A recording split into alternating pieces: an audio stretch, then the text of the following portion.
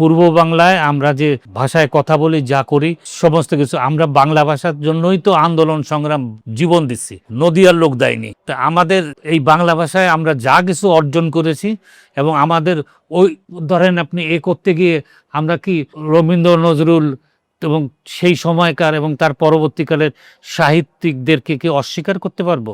তাদের লেখা কি পড়া থেকে বঞ্চিত রাখতে পারবো? কোনো কিছুই না। আমরা পূর্ব বাংলার ঠিক আছে বসবাস করি, এখন পূর্ব বাংলার নাম বাংলাদেশ, আমরা সাহিত্য করতে চাই, বাংলাদেশের বিষয়, বাংলাদেশের পটভূমি, বাংলাদেশের রাজনীতি, অর্থনীতি, মানুষ, জীবনযাপন, নদী নালা, প্রকৃতি, সব কিছু নিয়ে আমরা সাহিত্য করতে রাজি আছি। কিন্তু জোর করে কোনো কিছু ব্যবহার করা যা স্বাভাবিকভাবে আসবে না, তা কখনোই টিকবে না। আপনি পানি শব্দটা ধরেন, পানি শব্দ তো আছে হিন্দি শব্দই, আমি তো জানতামও না, জানেন যে আরবিতে পানি হচ্ছে আব শব্দ, আব মানে পানি, যেটাকে আমরা জল বলি। এই সমস্ত কিছু ব্যবহৃত হচ্ছে না এখানে, এগুলো কোনো কিছু যা কিছু ব্যবহার করে আমদানি করা। কোরবানির ঈদ সামনে, কোরবানির ঈদ নিয়ে যে সমস্ত গান প্রচার হবে দেখবেন যে টেলিভিশনে নজরুলের লেখা।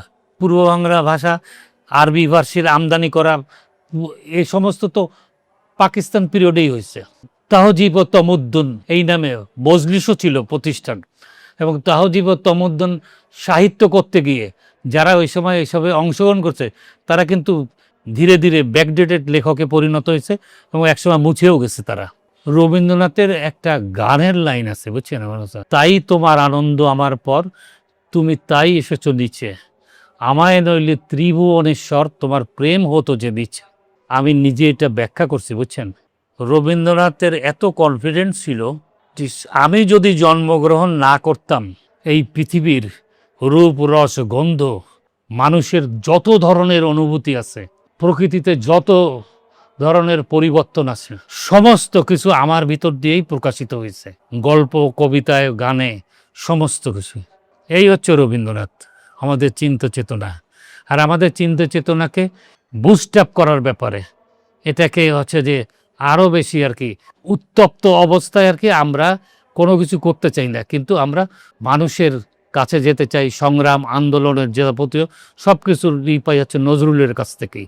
ফলে রবীন্দ্রনাথ এবং নজরুল এরা কখনোই হচ্ছে যে আমাদের থেকে দূরে যাবে না, আমাদের খুবই ঘনিষ্ঠ, এবং আমাদের সার্বক্ষণিকভাবে আমাদের সহযাত্রী এবং আমাদের জ্যেষ্ঠ হিসাবে আমাদের কাছে জীবিত থাকবেন যুগের পরে যুগ। কত বছর চলে গেছে দেখেন, এরা জন্মগ্রহণ করছে এবং মৃত্যুবরণ করছে, কিন্তু আমরা কিন্তু তাদের রবীন্দ্রনাথ জয়ন্তী, নজরুল জয়ন্তী করতে ভুলিনি। তারা বলেনি যে আমাদেরকে জয়ন্তী করবা। আমাদের ভেতরের তাগিদ থেকে, আমাদের প্রেরণা থেকে, এবং আমাদের প্রয়োজন আছে বলেই তাদের রবীন্দ্র নজরুলকে আমরা এখনো পর্যন্ত পড়ে যাচ্ছি। রবীন্দ্র নজরুলের গল্প, কবিতা, সমস্ত কিছু, গানের লাইন কথায় কথায় আমরা বলে থাকি। এগুলি করার জন্য কখনো কি আপনারা, আমি একটা সত্যি কথা বলি, আমি রোজ হাঁটতে যাই রমনা পার্কে। আমার যেহেতু ডায়াবেটিস রোজ হাঁটতে যাই। তখন রমনা পার্ক এত আধুনিক হয়নি, এটা হবে এই 2000 সালের আগে, কিছু আগে। অনেক ঝোপঝাড় জঙ্গল ছিল।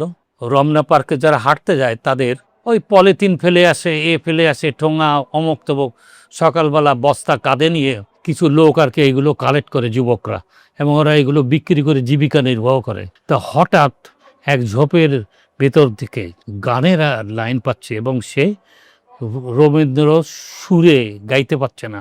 তাই ও আমার দেশের মাটি, তোমার পরে ঠেকাই মাথা। ঝোপ থেকে যে বেড়ে আসলো তার কাঁধে একটা জোলা, সে ওই পুরনো পলিথিনগুলো কালেক্ট করতেছে। এক যুবক, গায়ে একটা ময়লা গেঞ্জি, পরনো একটা প্যান্ট, তাও আছে যে ময়লা। রবীন্দ্রনাথ তার কাছে পৌঁছাইছে, তাকে বলতে হয়নি, ও আমার দেশের মাটি, সে নিজে থেকে গায়। এরকমভাবে আপনি কত জায়গায় যাবেন, দেখবেন যে কেউ না কেউ নজরুলকে ব্যবহার করছে। তার মানে কি? তার মানে হচ্ছে যে আমাদের আত্মায়, রক্তে, আমাদের চেতনায়, আমাদের চিন্তায়, আমাদের বোধ, বুদ্ধি, মননে এরা জীবিত আছেন।